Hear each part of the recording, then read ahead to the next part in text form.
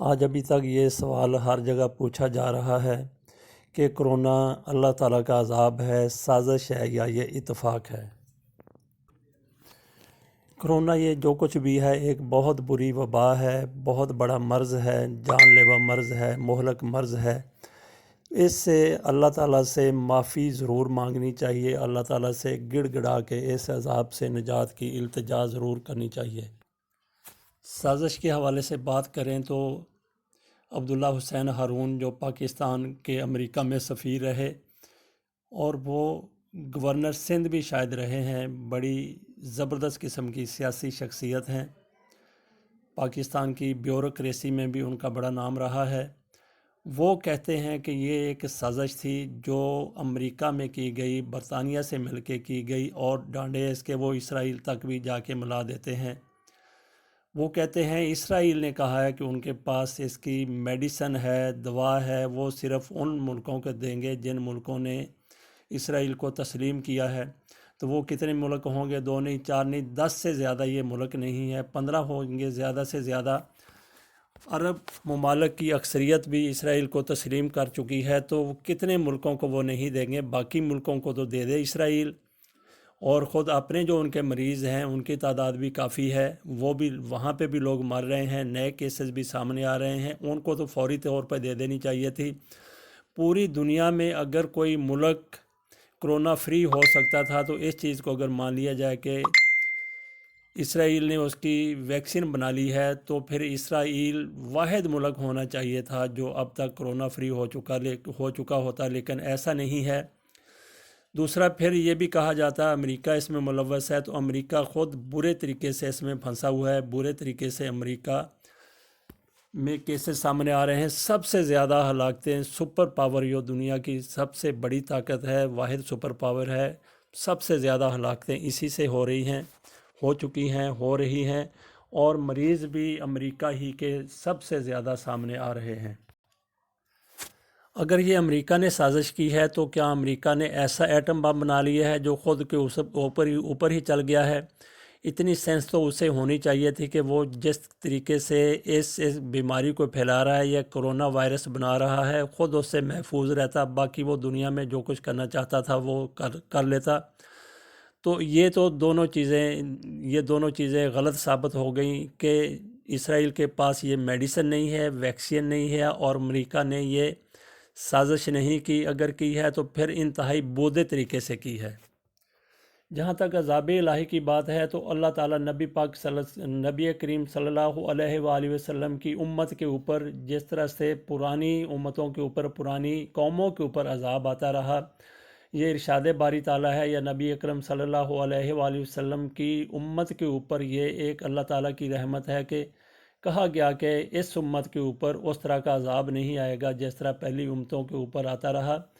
اگر ہم اس کو عذاب کہہ بھی لیں تو اس اللہ تعالیٰ سے ضرور معافی مانگنی چاہیے، لیکن جس طریقے سے اس نے پوری دنیا کو اپنی لپیٹ میں لے لیا ہے، تو کیا پوری دنیا سے ایسی کوئی خطا ہو گئی ہے کہ جس کا عذاب پوری دنیا کے اوپر آ گیا ہے؟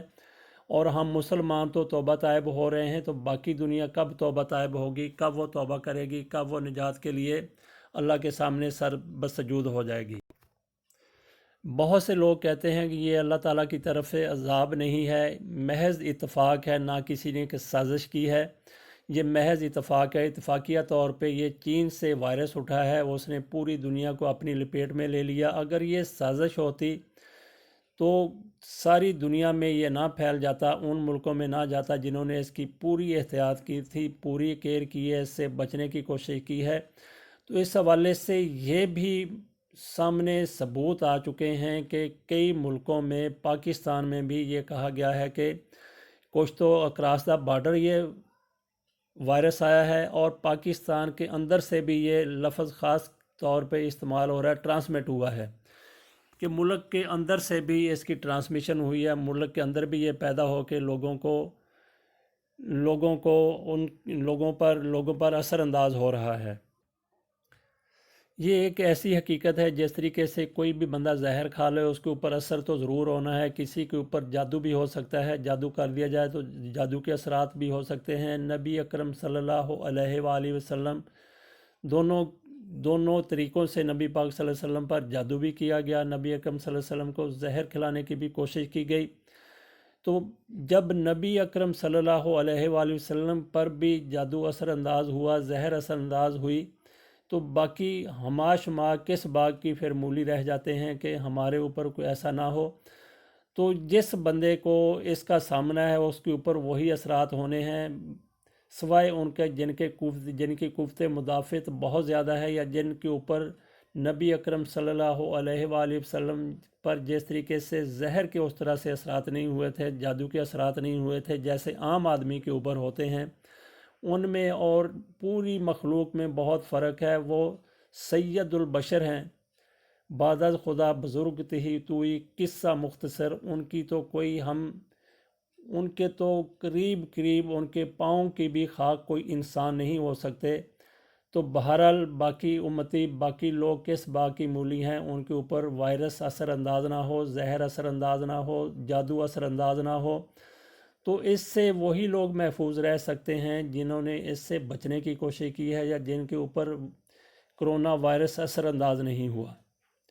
तो कुछ लोग कहते हैं कि ये खुदा की तरफ से है, खुदा जिसको अल्लाह ताला ने लिख दिया है, जो किसी मुकद्दर में लिख दिया है वही होना है, जिसने मरना है उसने मरना ही है, जो आप जो भी कर लें, मौत का एक दिन मुकर्रर है। बिल्कुल इसमें शक नहीं है कि मौत का एक दिन मुकर्रर है, लेकिन इसके बावजूद भी आपको हिफाजत की ज़रूरत है। कभी आपने देखा कि आपने सड़क क्रॉस करनी है तो इधर उधर देखे बगैर आप रश में सड़क क्रॉस कर जाएं। वो लोग भी जिनका इसके ऊपर एतमाद है, यकीन है, वो भी सड़क देख भाल के ही क्रॉस करते हैं। कभी किसी ने नहीं कहा कि मैं सीढ़ियों से नीचे आने की बजाय या लिफ्ट से नीचे आने की बजाय 10वीं मंजिल से नीचे आ जाऊं, क्योंकि ज़िंदगी और मौत अल्लाह के हाथ में है। हिफाजत बहरहाल हर इंसान ने करनी है। तो जब शुरू में जब कोरोना का मामला शुरू हुआ तो उस वक़्त शुरू में कहा गया जी चीन पर अज़ाब इलाही है, वहाँ पे मुसलमानों के साथ जो कुछ होता है, जिस तरीके से नकाब ओढ़ने पर पाबंदी है, जिस तरीके से नमाज़ पढ़ने पर पाबंदी है, तो उस हवाले से अज़ाब है चीन के ऊपर। और फिर सऊदी अरब में ये चीज़ें सामने आई तो कहा गया कि वहाँ पे आजमाइश हो रही है। पाकिस्तान में ये सारा कुछ हुआ तो कहा कि ये हुकूमत की नाअहली है।